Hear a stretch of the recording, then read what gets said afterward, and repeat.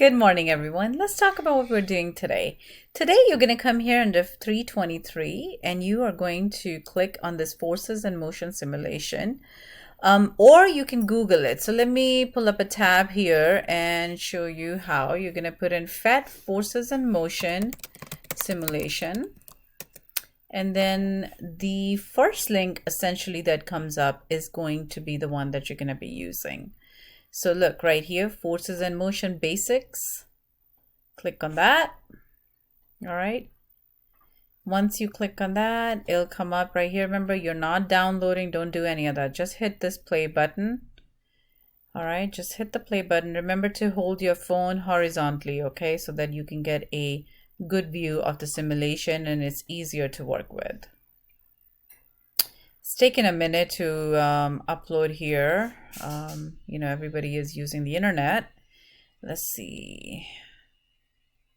Okay, and there we go. So you're going to use the net force and the motion. These are the only two you're working with.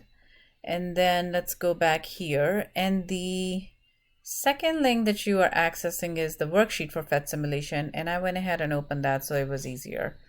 I uploaded this worksheet in PDF and different formats, so whatever works with you. And remember, once again, if you're not able to open this document, or if the document, you're not able to type it in, then you can just copy these, you can just write down these questions on a separate piece of paper and answer them for me, okay? So you're doing this, and then let's go back. And then the other thing is the USA test prep.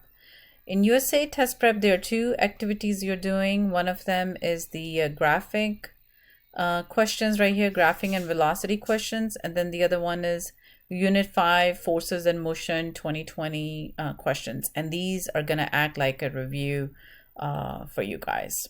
All right, and that's all you're doing. One last thing I wanted to mention was that many of you have been posting in the discussion post from Friday for the dropping balls activity. It would be really nice if everyone went ahead and put their responses in.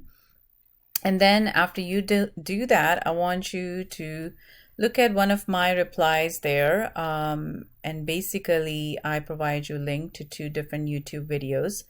Watch the videos and then go back and see if your response, you want to change it, then reply and say that, after the videos, this is my opinion now. If you don't want to change it, don't change it, reply and say that, your response was right. I'll see you guys tomorrow. Thank you for all your hard work.